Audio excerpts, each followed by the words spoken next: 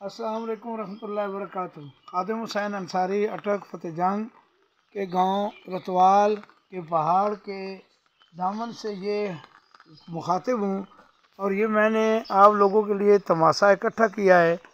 تماشا بھی کہتے ہیں اس کو، تماں بھی کہتے ہیں اس کو، اور سچی بوٹی بھی کہتے ہیں پنجابی زبان میں۔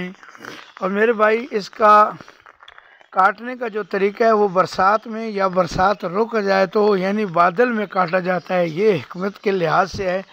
حکیم صاحب نے یہ فرمایا ہے کہ اسے دھوپ میں نہیں کاٹنا چاہیے۔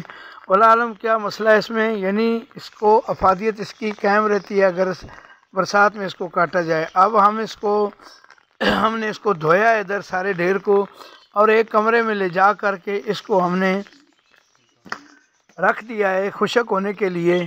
اور اس کے بعد جناب جب یہ خشک ہو جائے گا تو انشاءاللہ اللہ کے فضل و کرم سے ہم اس کو 1 دن 2 دن دھوپ میں ڈالیں گے، اور پھر دھوپ کے ڈالنے کے بعد کچھ تو ہم اسی طرح رکھ دیتے ہیں خشک کو چھوٹا چھوٹا کر کے، کیونکہ اس کے ساتھ کانٹے بے انداز ہوتے ہیں۔ یہ کانٹوں کا بھرا ہوتا ہے، یہ درختی اللہ نے ایسا بنایا جس طرح بالکل سیم کانٹے ہیں۔ یہ ہے جی، یہ ہم دیتے ہیں جی 600 روپے کلو۔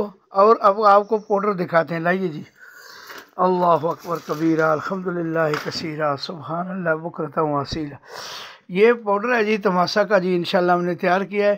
یہ 1000 روپے کلو ہے۔ اگر کسی بھائی کو یہ مسئلہ ہے کہ یہ کس کام آتا ہے تو میرے بھائی یوٹیوب پہ تماشا بینیفٹ لکھ کر کے آپ تلاش کریں۔ ہم سے ضرورت ہو تو میرا نمبر ہے 0301 55 66 718۔ خادم حسین انصاری، پاکستان زندہ باد، کل مسلمان زندہ باد۔ اللہ حافظ۔